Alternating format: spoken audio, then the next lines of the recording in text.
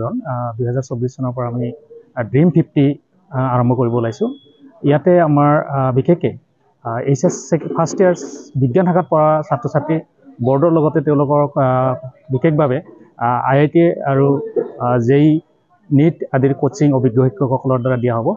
আৰু এই শুভ উদ্বোধন কৰাৰ কাৰণে BBA ড্ৰিম 50ৰ কাৰণে আমি সুদূৰ আমেৰিকাৰ পৰা youngest professor of world sir Subarna Isaac বুৱাৰীক আমি নিমন্ত্ৰণ কৰিছিলোঁ। আৰু তেওঁলোকৰ আমাৰ নিমন্ত্ৰণ ৰক্ষা কৰি তেওঁ সুদূৰ আমেৰিকাৰ পৰা আমাৰ ব্ৰহ্মপুত্ৰ ভেলীৰ মাজত আহিছিল আৰু তেওঁৰ জৰিয়তে আমাৰ আজি ড্ৰিম 50ৰ শুভ উদ্বোধন কৰা হয়। আৰু তেখেতৰ যি বহুমূলীয়া ভাষণ আৰু সেই ভাষণৰ জৰিয়তে বা তেখেতৰ উপস্থিতিত আমাৰ এই বৃহৎ অঞ্চলত ছাত্ৰ ছাত্ৰী যথেষ্ট উপকৃত হ'ব পাৰিব আৰু তেখেতৰ জৰিয়তে বিশেষ ইনস্পিৰেশ্যন লাভ কৰিব পাৰিব। আমাৰ যথেষ্ট সংখ্যক অভিভাৱক আমাৰ মাজত উপস্থিত হৈছিল আৰু এই যিটো বয়সত আমাৰ ল'ৰা ছোৱালী খেল ধেমালি কৰে সেই সময়ত তেওঁ ইমান বৃহৎ ডাঙৰ ডাঙৰ ইউনিভাৰ্চিটিত তেওঁ লেকচাৰ দি আছে আৰু সেই তাৰ জৰিয়তে আমাৰ অভিভাৱকসকলে যাতে আমাৰ ল'ৰা ছোৱালীক এই একেই ধৰণে তেওঁৰ অনুসৰণ কৰি আমাৰ ল'ৰা ছোৱালী যাতে ভাল শিক্ষাৰে শিক্ষিত কৰে বা তেওঁলোকক কেয়াৰ লয়, সৰুৰ পৰাই কেয়াৰ লয়, তাৰ কাৰণে তেখেত অহাৰ পিছত যিটো আমাৰ মানে উপস্থিত হ'ল তাৰ কাৰণে আমি তেখেতসকলক ধন্যবাদ জনাইছোঁ আৰু বিশেষকৈ অভিভাৱকসকলক ধন্যবাদ জনাইছোঁ যে আমাৰ মাজত যথেষ্ট সংখ্যক অভিভাৱক আহিছিলে। আৰু মই আশা ৰাখিম যে আমাৰ যি আজি ড্ৰিম 50ৰ যি আৰম্ভণি এই আৰম্ভণিটো খুব সুন্দৰ হৈছে আৰু অনাগত দিনত আমাৰ অভিভাৱকসকলৰ পৰা আমি যথেষ্ট সঁহাৰি পাম বুলি মই আশা কৰোঁ। But I find that while the American education system is very,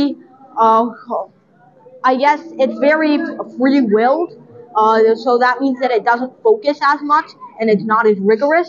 Of course, there are lots of rigorous programs in the US that are just as good as in India, but I feel that generally there's not as much rigor and there's more freedom to do what you want and pursue hobbies outside academics. While in India, it's more rigid. You will really have to decide what you want to be at the beginning of college or at the beginning of school because it's very hard to change your ways.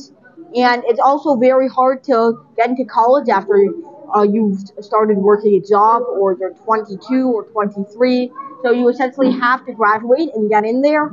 And although it has much more academic rigor, it can definitely leave some students feeling helpless.